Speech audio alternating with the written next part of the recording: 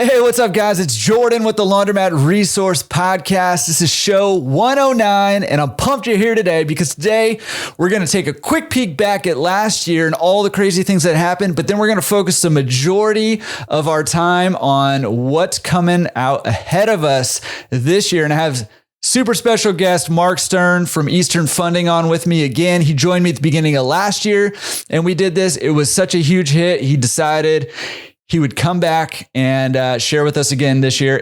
We've already did a little pre-chat, and it's going to be a killer episode.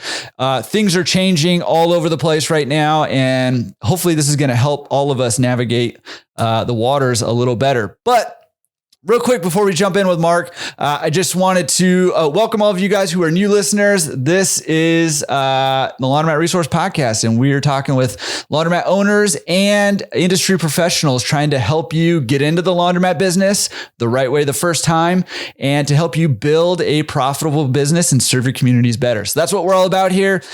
Check us out at laundromatresource.com. If we mention anything that has a link, if you're on YouTube, everything's going to be down below in the description. If you're listening on the podcast, however, go to the show notes page, laundromatresource.com/show 109, and you can get all the links to everything. And I'll link to Eastern Funding and Marc's email address in case you want to get a hold of him. But without further ado, Marc, how are you doing? Doing great, Jordan. Thank you for bringing me on. Number 109 sounds like a good number to me. That's a great number, I think. Thank you for coming on again. I know you've been on a few times, like probably 2 or 3 times already. I think this is third. I feel like I'm one of the stars from Saturday Night Live. Yeah, this is a big deal. I don't want to give you a big head or anything, but this is kind of a big deal. Not many make it on 3 times, so you're kind of a big deal now. All right. No, but appreciate you taking the time to come on. Real quick, before we jump into what's coming ahead of us, I thought we'd kind of just recap a little bit of last year, because last year was a little bit of a wild ride. A lot happened, and obviously rolling into this year, a lot's still going on, and maybe more to come going forward. But last year, you have like a quick synopsis of how did that play out for us in our industry? It played out kind of the way I thought it was going to. We started out the year still in the pandemic, but, getting out of it. But I felt like there were some major headwinds that we were going to have through 2022. First of all, equipment prices. Second of all, TI costs. Third of all, interest rates. Unfortunately, all of those went on the upswing, and by and large, the industry handled it pretty well. We were very busy during the year. I saw a lot of new stores being built throughout the country. We saw a lot of retools, a lot of acquisitions. People still wanted to get into this business. That's the good news. And I think that's going to really follow us into 2023, is that the laundry business is still considered a high return business, somewhat recession proof, and a good bang for your buck. So I think that's a positive for the industry. But some of those headwinds that we had last year are still with us, and how best to navigate them, I think that's what we're going to talk about today. Yeah. We'll talk about what they are and how to navigate them. But, it's kind of funny. I went through and I just sort of skimmed through our interview from last year. And I got to say, again, not to give you a big head, but you kind of sound like a genius. I don't know about that. Well, pretty much everything. First of all, the title of the podcast episode last time was the headwinds for 2022. And it was a little bit of headwinds for us there. So you nailed that. But you pretty much nailed everything that we were going through. And I don't know if you knew the degree to which some of the things were going to play out, but you were pretty much spot on everything. So a lot of pressure here in this episode. Really got to keep it up. The expectation is high. Yeah. Well, with that said, let's start digging in, right? What does 2023 have in store for us? We're, 3 weeks in, as we're recording this, we're 3 weeks into the year, and already a lot's happened. So let's talk about what's going on and what do you see coming in the future here for the rest of the year? Well, let's talk about equipment pricing. I think the three things that affect the industry are equipment cost, tenant improvement cost or construction cost, and of course, interest rates on your loan. We'll start with the equipment pricing. So I think the manufacturers all had increases at the end of last year. And I think that we might have plateaued a little bit on these. I don't necessarily think we're going to see multiple increases from the manufacturers during 2023. Hopefully not. So that's a bit of good news. Construction costs, depending on where you are in the country, some places went up as much as 40, 50%. Your backyard, California, was one of them. And New York, where I live, was also very high on construction costs. But again, that was related to the supply chain issue, which pretty much has dissipated. For example, I know lumber costs have come way down. So I think we might have seen somewhat of a plateau on construction cost. Unfortunately, both of those, equipment and construction, I don't think they're going to drop prices, but hopefully we won't see any major increase in prices. That leads us to the last topic, which is interest rates. And unfortunately, interest rates, as everyone knows, since the middle of last year have just gone skyrocketed.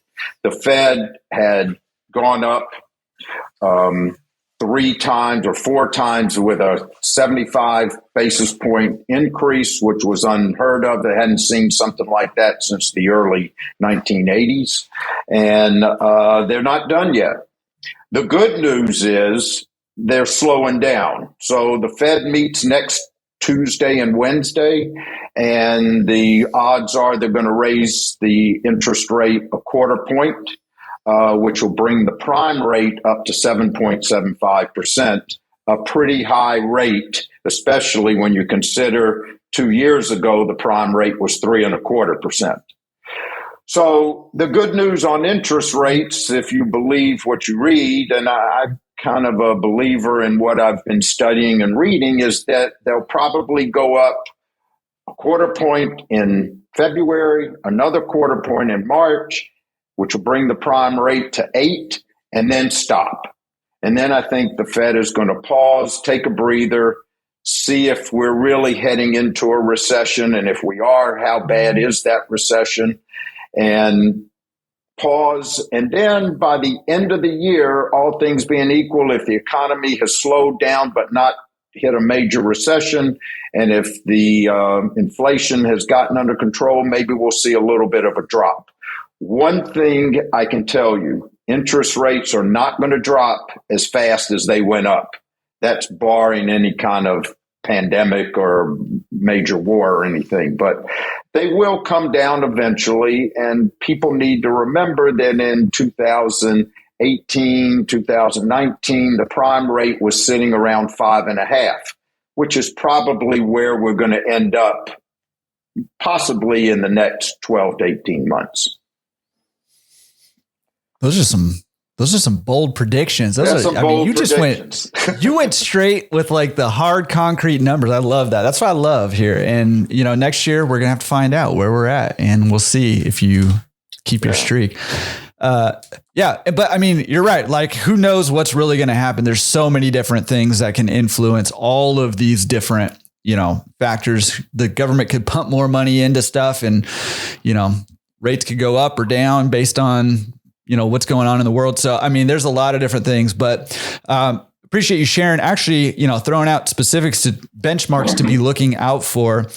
And of the 3 kind of big costs, the equipment, the construction, and the interest rates, I mean, I think that the one that is concerning customers, your customers, laundromat owners, the most right now is the interest rate thing. Have you seen, are we as a kind of collective group, are we slowing down on store acquisition? Are we slowing down on equipment acquisition? What's the trend there? Well, the trend has still been pretty robust. I mean, yes, the interest rates are higher, People are concerned about them. But the fact of the matter is, the laundry business is still a great business. Mm-hmm. It's still somewhat recession proof. You still have a high return on your investment, and people have to continue to use the laundries. So the laundry operator has to be attuned that when interest rates are high like this, and when equipment costs and construction costs are high, and you price yourself in the market, you have to price yourself accordingly. And if things come up like interest rates, you're going out, you need new equipment, you have to buy it, you're paying a higher interest rate. When you install that equipment, you've got to raise your prices. And laundromat owners have to do that. And I think we're seeing that. In your backyard, gas prices have gone through the roof. Laundromat owners are just, I got calls upon calls last week telling me how much the gas prices had gone up in the state of California. And these laundromat owners are saying, I have to raise my price. I've got to pass it on. And the customer knows it because the gas prices went up in their home or their apartment. So they are sympathetic to it. But as a laundry owner, you've got to be the one who raises the prices. You're not doing it because you're greedy. You're doing it because you have to do it. Yeah, absolutely. And I want to touch on that in a second, but real quick anecdote. I was speaking at a distributor show in the Pacific Northwest this last weekend, and the question even came up because it's the natural gas thing is so it's so big right now, especially here in California, but in some other places too. Somebody even brought up the question, like, should we be looking into electric dryers at this point? Right. It's causing us to figure out, like, how do we need to shift? How do we need to pivot our businesses, not just with utility costs, with everything going on, but these are the kinds of conversations that are starting to happen around the industry a little bit. So it's kind of interesting.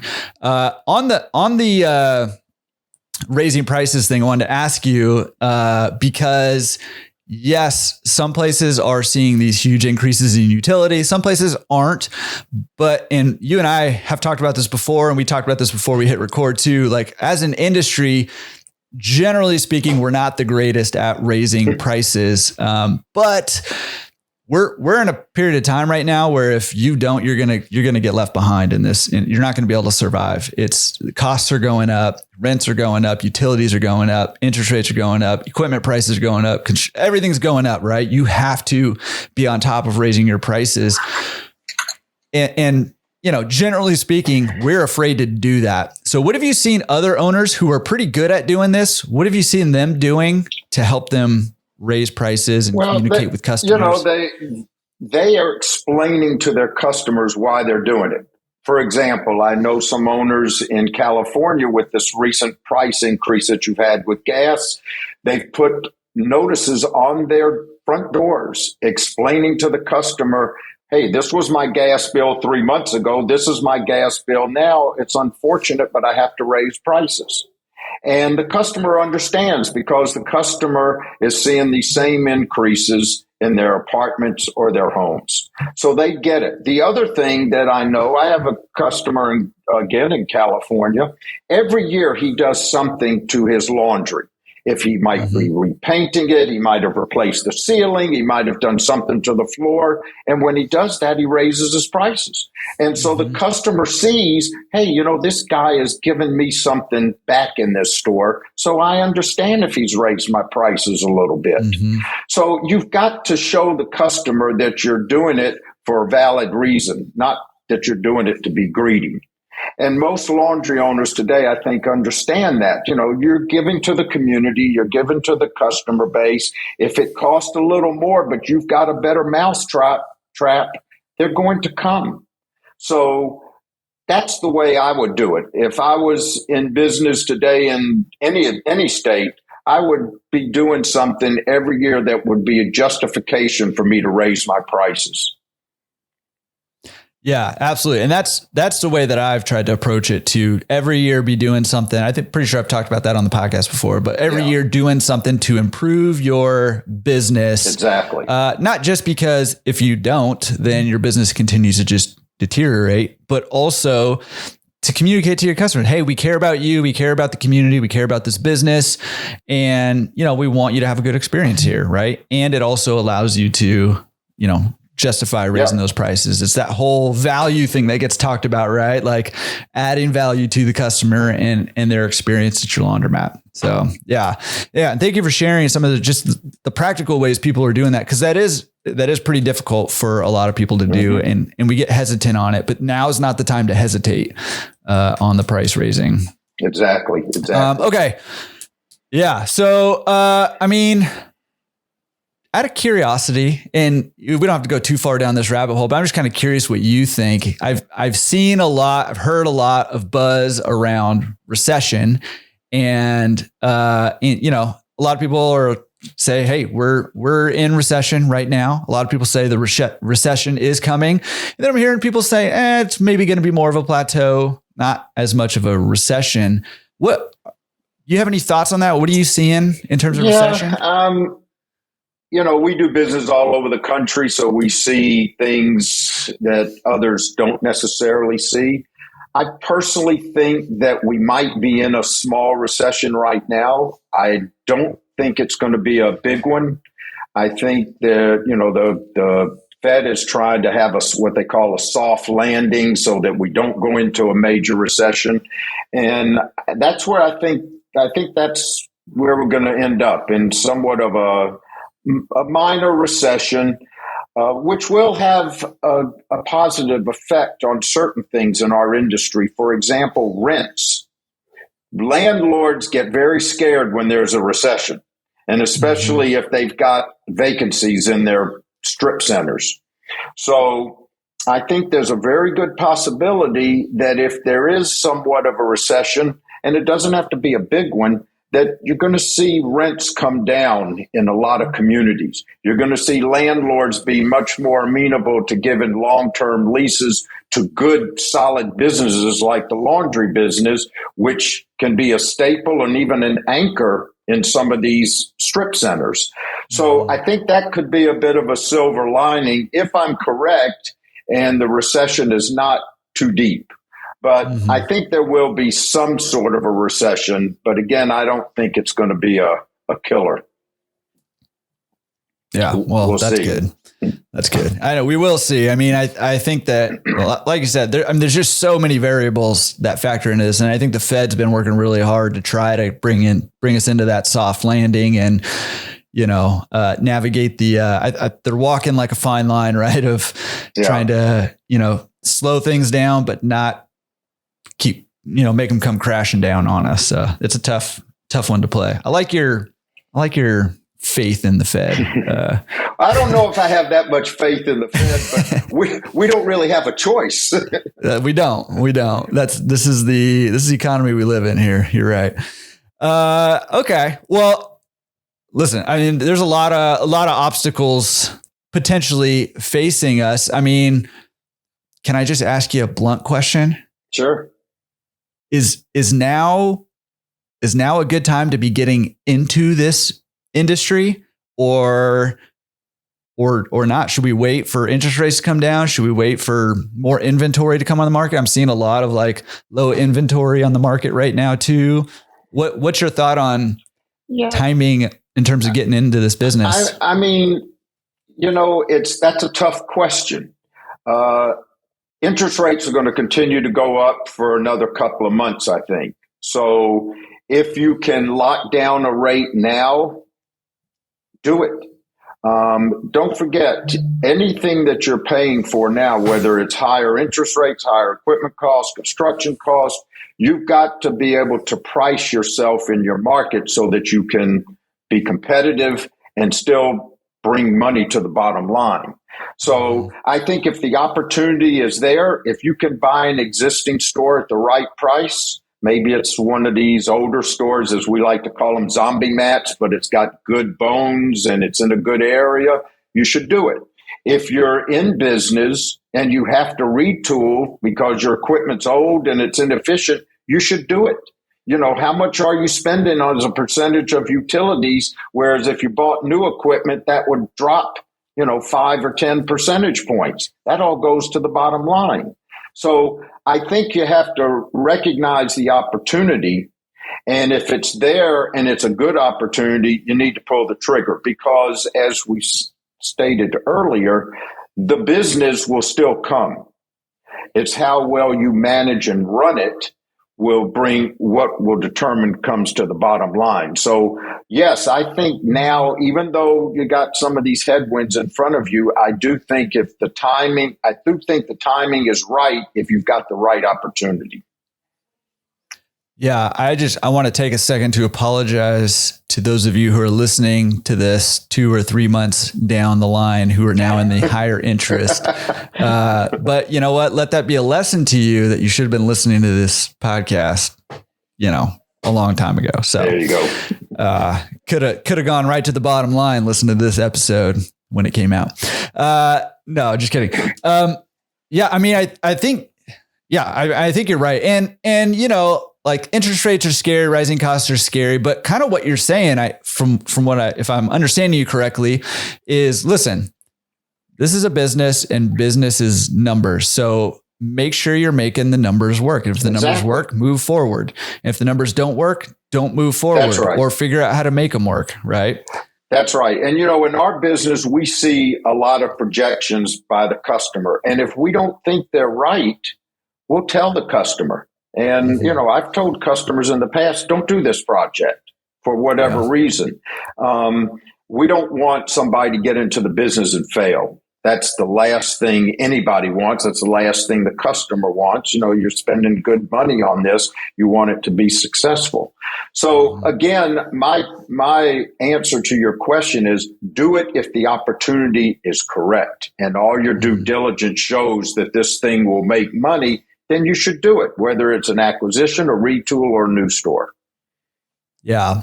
And this is, this is not a sponsored podcast or anything by Eastern Funny, but it is one of the reasons that I suggest that if you're buying your first laundromat, it makes a lot of sense to partner with a laundromat specific lender because they're bringing that expertise. And I always say, hey, look, you got a lot of people on your team to help you, buy a business, run a business, be successful.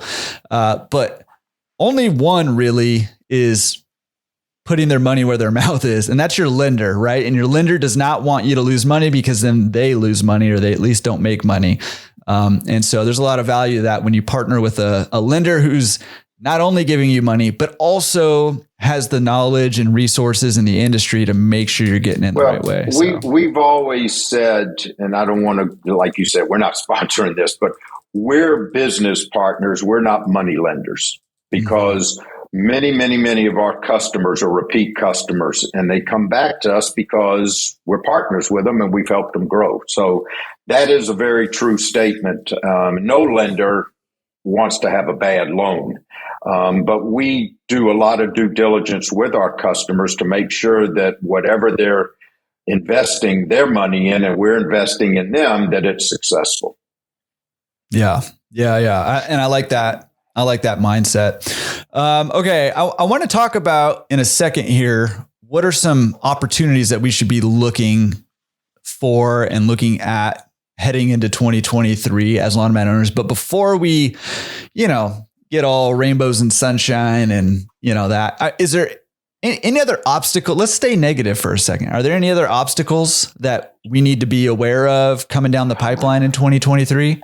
I think, not that we need any more, but we don't need any more. That's for damn sure. But I do think they're pretty much the same ones that we identified last year. But some of them have abated a little bit. Some of them have taken a few steps back. They've slowed up a little bit. Like I said, I think equipment pricing has slowed up a little bit. Construction cost has come down a little bit. Unfortunately, we're on the side of interest rates that continue to go up. But they also, as we get into this year, if I'm right, are going to slow up. And they're going to stop, take a pause, and eventually start to come back down. So Yeah, I think that's the negative. The positive is still it's a damn good industry. You can make a good return on your investment. I still think there's opportunities out there if you find a good location and a let's say a willing landlord or a reasonable landlord. You can make a good deal on a lease. Don't forget, you live with the landlord for a long, long time, so it's a positive to have a good relationship with your landlord and to have a good long-term lease.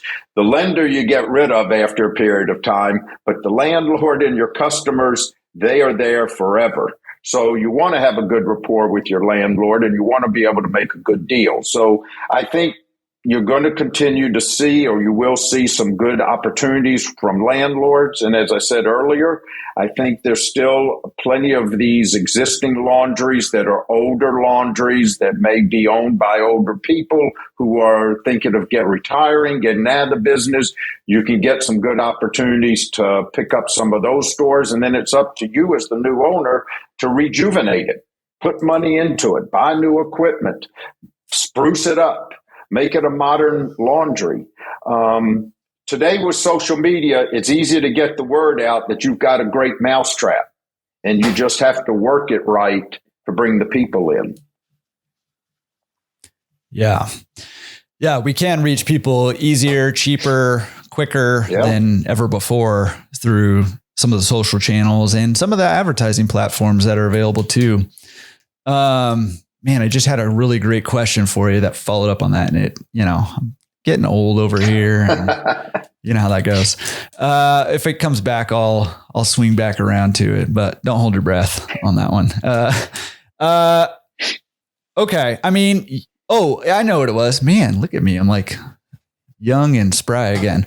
Are you seeing, okay. So I do a ton of consulting kind of all over the place. But I'm wondering from your perspective, are you seeing inventory being low right now in terms of laundromats for sale on the market? It seems to be a big struggle that I'm seeing from a lot of my clients is finding an actual deal to buy. That's, California is the mecca of laundromat sales. No other state has the turnover that your state has. And there's always not enough inventory. For every one store it's for sale, you got 10 people looking.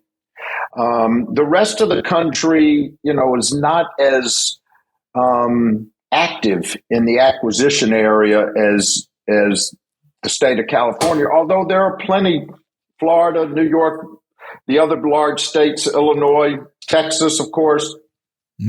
These states all have stores for sale. And I think we're still faced with the same problem that we're always faced with. Not enough good stores for sale and a lot of people looking. So I don't think that's ever going to change. I've always heard that throughout my 30-year career in this business. We got a lot of people out there looking, but not a lot of inventory. Yeah. Yeah. And I mean, that seems to be one of the big bottlenecks from a lot of my consulting clients who are trying to get into this business and are just struggling to find those deals. It's tough. Okay. I was just curious what you were seeing on that. Okay. I think we've been like dark and depressing enough. We've got rising utility costs, rising interest rates. We've got lots of hurdles and obstacles to overcome, trying to figure out how to navigate raising prices, all that stuff. So let's go rainbows and sunshine a little bit. You're talking to a lot of owners, like I said, all over the place. The ones who are navigating all of these changes over the last year and a half or so, who are navigating a couple of years, going back to, COVID even, who are navigating all of these things well, what are they doing differently, or what are they doing well to help them navigate? I think the one thing they all have in common is a positive outlook. They don't look at the fact that it's costing them more to borrow money or buy equipment. They're looking at it as that this is my business. This is one of the issues that you have when you own a business. But the bottom line is it's still a good business. I still have customers coming in every day. I still have that repetitive business. I've been able to expand my business through wash and fold or pick up and deliver. You know, one of the things, we haven't really talked about it, but one of the things that happened during the pandemic was wash and fold and pick up and delivery skyrocketed. And it hasn't really dropped off that much for the owners that really embraced it and are using it. It's terrific business. You make a lot more in that part of the business than you do when the customer walks in and is doing the laundry themselves.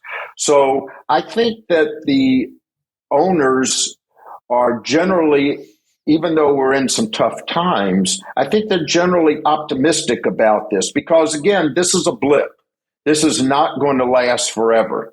Just as we're going to start to see prices settle down with construction and with equipment, the interest rates are going to drop back down. And in a year or two from now, we're going to be talking, and that rate's going to be somewhere where it's supposed to be, the prime rate somewhere in the 5 to 6 range, which is where it was pre-pandemic. So I think you have to look at every business has cycles. Every business has an ebb and flow. Nobody always goes up and nobody always goes down. If you always go down, you're out of business.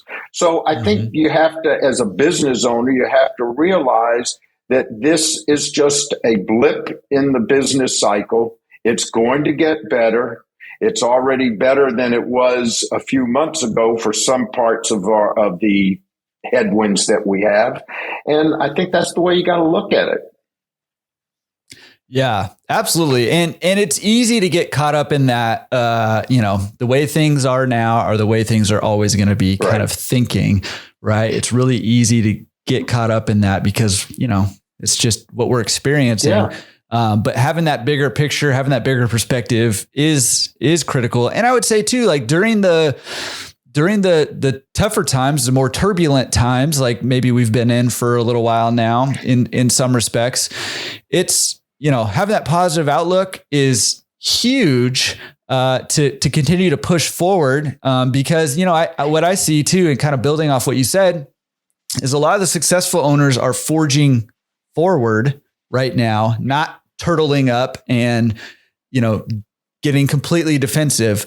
But what I also see them doing is being very diligent about what they're doing, being very diligent about knowing their costs and what they need to charge in order to cover those costs, and being very diligent in the way that they roll out new services. If they're going to add a wash, dry, fold, or they're trying to expand it, or if they're going to add a pickup and delivery, if they're trying to expand it, just being more diligent about keeping an eye on all of those things so that they can maximize the business that they do have right now. So not being defensive, but, being offensive, but also being diligent about keeping an eye on your business right now. Yeah, I agree with that. It's good advice. Thank you. Appreciate that. It means a lot coming from you. Okay. So, we're moving into 2023. We've got a lot to be thinking about, lot to be navigating. One of the reasons I launched this podcast, one of the reasons I love having you on, and you're a, three-peat guest on here, is because, when we're kind of helping each other and we're talking about some of these issues and stuff, we can all kind of help navigate these things, together. And so I do appreciate you coming on there.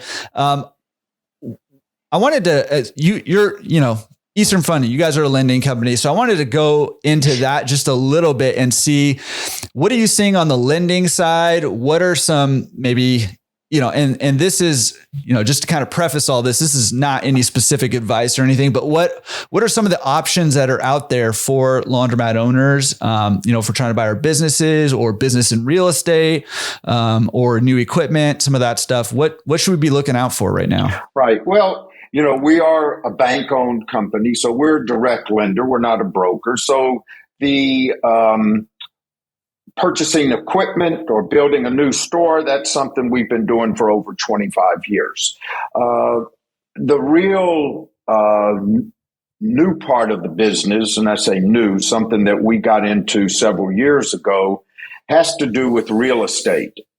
Every everybody looking for a laundry to buy, not everybody, but most everyone would love to buy the real estate and the laundry.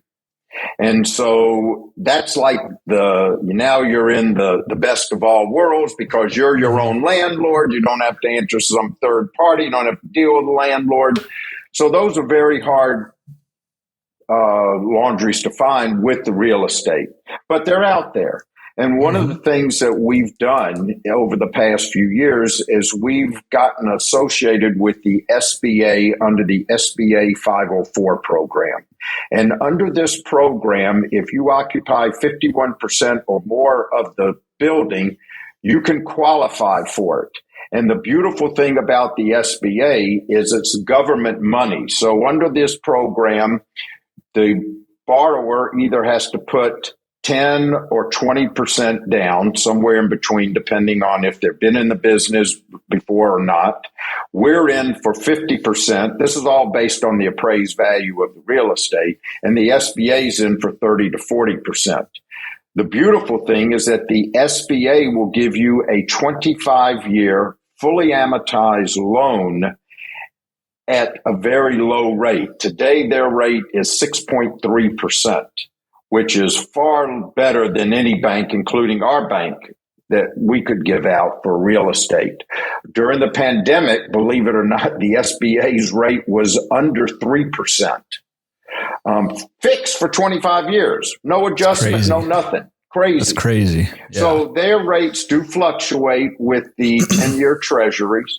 They're a little higher now. They'll probably settle back somewhere in the low fives when things calm down. And then our rates on real estate, we're in the sevens. We'll probably settle back into the sixes. So when you combine them, you're going to have, today you'll have a rate somewhere in the sevens, which is fixed. And that's not such a bad real estate loan in today's market. When rates start to fall back, you'll probably be able to get something in the high fives or low sixes. Again, for a 25-year loan, that's a pretty good rate. And it's fully amortized. So that means you pay principal and interest right from the get-go. So that's a very good program.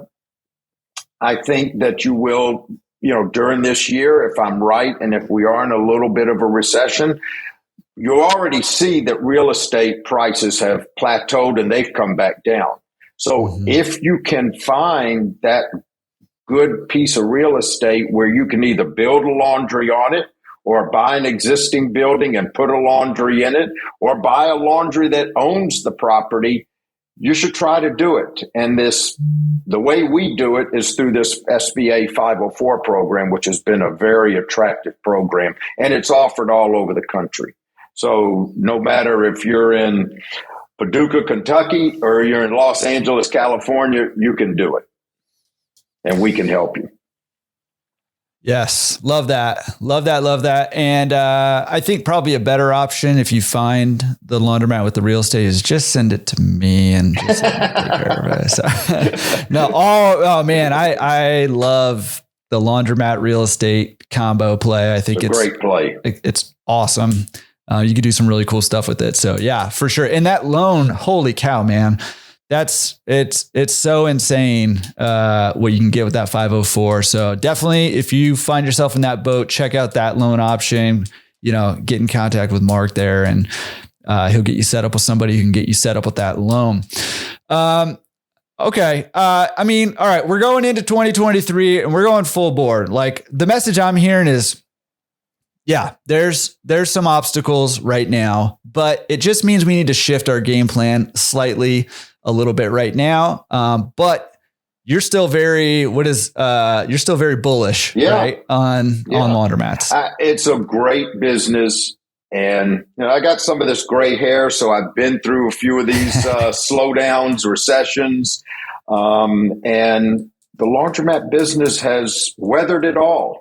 And it works, and we know it works, and it's been very successful for a lot of people. We've got a lot of customers that are second-generation laundry owners. Family started it, my father and mother started it, now the kids are in it. So it's there. The business is there. The opportunities are there.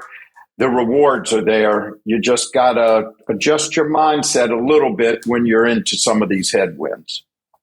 Yeah. And I think this is a good opportunity for us to just say, hey, you should always be looking at your mindset and how you need to adjust it, because this, even though, there's been some crazy things happening over the last year and a half, that maybe haven't happened in a while in our industry. I mean, things are changing constantly, right? And when you get into a groove and you just stay there for decades, I mean, that's when you get into, that's where the zombie mats come from. You just said a mouthful. Change is constant. And if you don't change, you're in the industrial graveyard. You're out of business. You must change with the opportunities and the realities that confront you. So I think that's a good point for everyone to remember. We're in a little bit of a difficult time now, but it's a blip. It's not going to last forever. And if you have your mindset in such a manner, you will weather the storm and you'll come out a winner. Yeah. All right. Let me ask you this, kind of maybe last question. I don't know. I don't want to commit to it being the last because you might provoke something else, but maybe last question is somebody who's looking to get into the business right now, don't own a laundromat yet. Where's the opportunity? Because there's always opportunity, right? Every market has opportunity. Every interest rate fluctuation has opportunity. There's always opportunity. So where's the opportunity for people trying to get into the business right now? Well, I think it depends on how much money you want to commit to the business right now. First of all, you got to have cash. This is not a business that you can get in for $5,000. You have to have some money as a down payment on a store that you're buying or a store that you're building. If the opportunity, as we said earlier, if you find an existing laundry that maybe is a little bit run down, or maybe it's not, maybe it's just an owner who wants to get out. If the opportunity is there and the numbers look good and the store has the potential or is already in its potential, that's something you should seize the opportunity on. If you want to build a laundry and you have the cash to support that type of an investment, again, I said it earlier, I think landlords are hungry now. I think, the pandemic put some businesses out of business. There's vacancies. I'm working with a customer on the East Coast. She just got a terrific rent somewhere around $5.15 a square foot, which, is just unbelievable for where she is and what she's going to be doing. So you just have to find these opportunities, and it might take a little longer. I think the biggest thing my advice to people who are just thinking of getting into the industry is be patient, because some of these things just take time. You might go and look at 20 laundries and none of them look good. And then the person you're working with 2 weeks later calls you and bingo, there's the winner. Or you're looking for space to build a laundry and you just can't seem to find it. Then all of a sudden a broker comes up and says, hey, I found another location. You go look at it and there's the winner. So you got to be patient. It's a big investment when you get into it. And if you do the right due diligence and you are patient, if you have to be patient to do it, then you should be fine. Yeah. And that's been the mantra I've been offering up to consulting clients is, hey, right now you have to be patient, but you also, if you're really trying to get in, you should be proactive, right? Proactive in the actions that you take, but patient in the response, because all you can control right now is what actions you take and how much of them you take. Yeah. And then, but if you're taking the action, the results will come. They just might take a little longer than normal. Yeah, that's a good point about being proactive. You got to do things for yourself. You have other people, whether it's your broker, your consultant, your lender, they'll all help you, but you need to be the proactive one. You need to be on the phone pushing them. Hey, you got anything new? Driving around, looking for yourself, visiting stores in the market that you're interested in, looking for possible retail spaces that are open. You do need to do it yourself. If you're going to do it half-ass, you're going to get those kind of results. But a proactive person is going to, A, you'll find it quicker, and B, you'll learn a lot. You'll see what is good and what is bad, and where you should be and where you shouldn't be. Yeah, absolutely. And just in case anybody out there, I mean, those are some great ideas. In case anybody out there is, okay, I'll take the action, but I don't know what to take. I'm going to put a link in the description below on YouTube or on the show notes, laundromatresource.com/show109 to the part 1 of the free How to Buy Your First Laundromat course, which is all about the 3 best ways that are working right now that I've found to find your laundromat. So I'll put a link there in case you want to go check that out and get started taking some action on finding those. Okay. Well, I mean, listen, we can't leave current laundromat owners hanging. So where's the opportunity for current laundromat owners right now? Well, I think they have the same opportunity as a new person, either to find an existing store that you can in your market that you want to purchase and rehab, retool, find a new location, or just concentrate on your business today. How can you make your laundry better? What do you need to do to fight some of these headwinds? What do you need to do to keep your customer base? You know, sometimes the best thing is just concentrating on your own business. How to better what you have. And then as the cycle starts to change a little bit, then you start to expand. So I think you have several different opportunities today as a laundry owner, and just depends on which path you want to go down.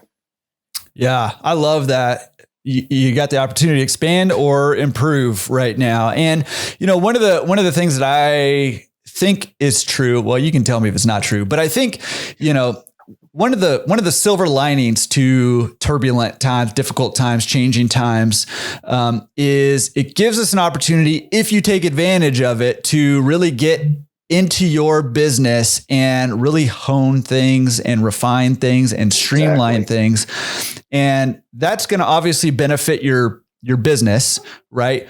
But the other thing that it's going to do is it's going to give you a lot of clarity to where if you do decide to expand and you go get another one, you're going to have refined systems and refined operating procedures and a refined business model that's going to be you're going to be able to transplant to your next location. Absolutely. And you're going to be off and running. And I think one of the mistakes I made early on when I bought my second one is I hadn't nailed down the operations and everything on my first one yet. And so when I added a second one, it made it that much more complicated that now I was trying to juggle 2 different ones, right? Yeah. So good point on that. Improve what you've got today will benefit you in tomorrow. Definitely. Forever. Yeah. Ongoing. It's like a dividend paying investment. Absolutely. There. It'll just keep paying dividends. Awesome. Okay. Well, this has been great. I think this is super helpful for me. Hopefully it's super helpful for a lot of people listening to this. Really appreciate you taking the time to jump on here kind of in the middle of your day and share with us this wisdom coming up 2023, helping us to navigate. Last question, I think for real this time I have for you is if somebody's interested in talking about maybe the 504 loan or just lending in general, what's the best, where can you point them to have a conversation with you or Eastern Funding? They should email me. You can email me at mstern@easternfunding.com. That's the best way to reach me, and then we'll set up an appointment to go over that program really in depth and fully get a good flavor for it. It takes 20 or 30 minutes, so it's not a 5-minute discussion. So I'm more than willing to set that time aside to help people. That's what I've been doing for 33 years in this business, and I enjoy it and be more than happy to discuss that or anything else in the industry. It doesn't necessarily have to be related to our lending. I've been fortunate to have traveled all over the country since I've been in this business, and there's only a very few states that I haven't been in. So I think I can lend some help to a lot of folks if they need it, whether it's for lending, 504 program, or just talking about the industry like we did today. Love it. Marc, you are awesome. I appreciate it. I appreciate once it. again. And well, you know what? I'm gonna say you are currently awesome, but I'm reserving judgment on that for this upcoming one, and I'll tell you next year how awesome you are. You put a lot of pressure on me, Jordan. Yeah. You know what? You did it to yourself by being so great on the last one. I really appreciate it. And I think it is going to be helping all of us kind of navigate, the year going forward. So, man, you know what? I'm just going to say you're awesome no matter how it plays out this year. So. I appreciate it. We might have to have a fourth Pete sometime in the middle of the year in case things aren't going right. Course correction. Course correction. Yeah. Well, I'll be open to that. And if we need to, we'll put it on the books for sure. All but right. Feel free to reach out to Marc. I'll put his email address in case you missed it. It's down below in the description on YouTube, and it's at the show notes, laundromatresource.com/show109. Marc, thank you again. And we'll have you on at least next year, maybe middle of this year. We'll see. My pleasure. Thank you, Jordan.